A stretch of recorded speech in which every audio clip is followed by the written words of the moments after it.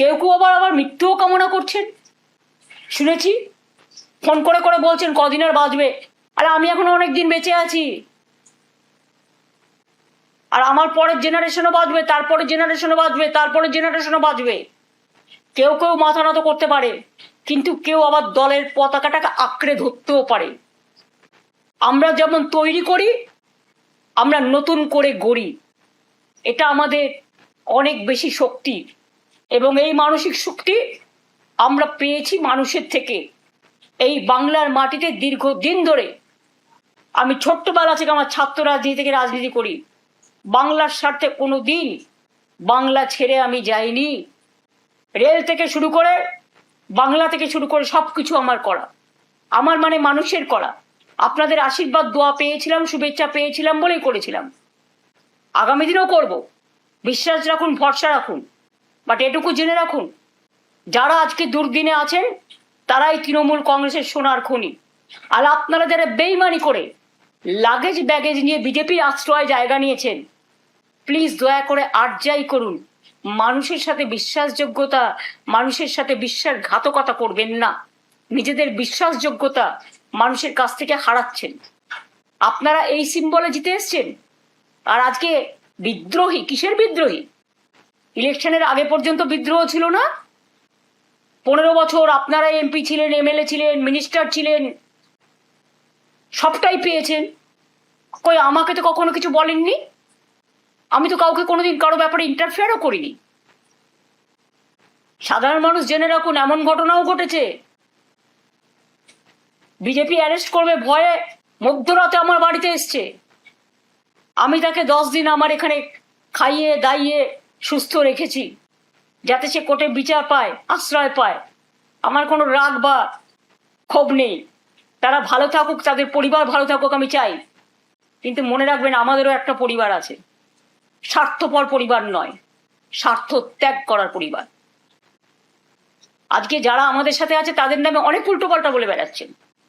10 বার করে সিআইডি ডাকছে, সিবিআই ডাকছে, ইডি ডাকছে, বলছে वफादारी का जरूरत क्या है। আরে वफादारी का ही तो जरूरत है।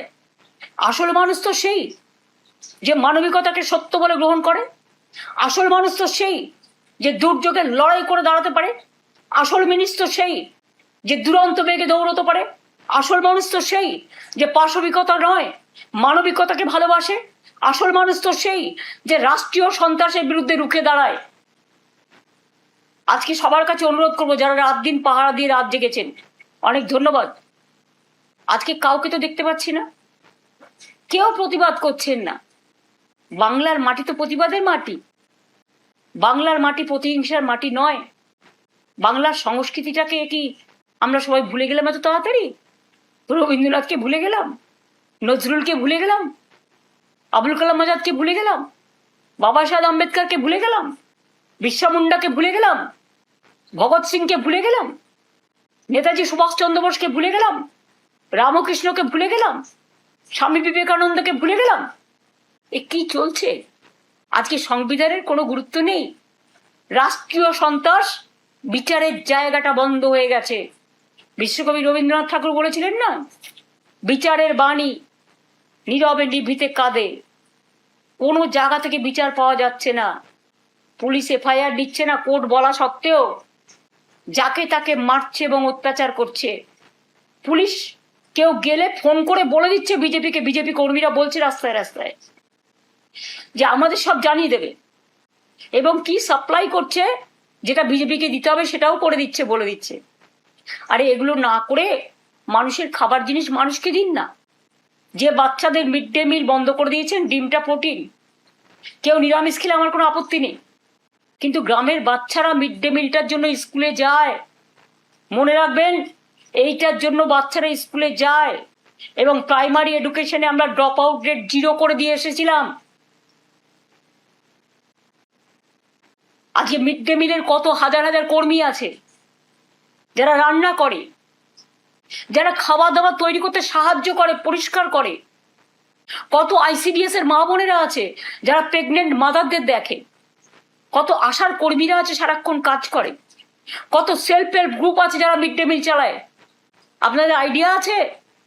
আজকে রাস্তায় গেলে দেখি শুনছেন হকাররা ভাবছে কখন আসছে বুলডোজার। মানুষ জিনিস কিনতে গেলে জিনিস পাচ্ছে না।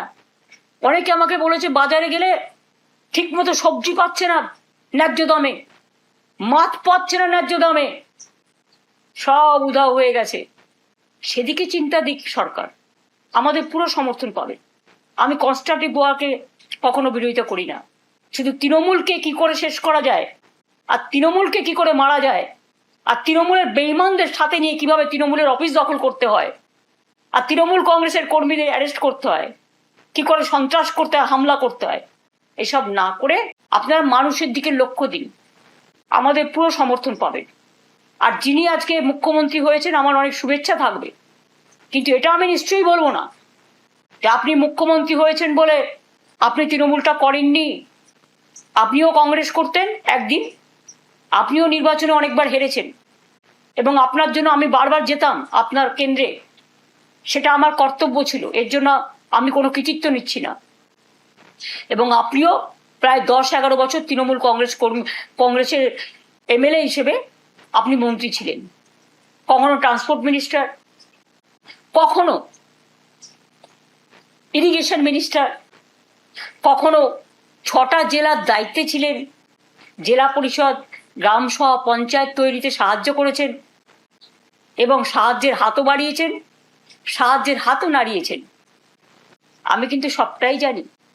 হলদিয়া ডেভেলপমেন্ট বোর্ড থেকে দীঘা ডেভেলপমেন্ট বোর্ড, সবটাই তো আমাদের সরকার আপনাদের দিয়ে চালিয়েছে।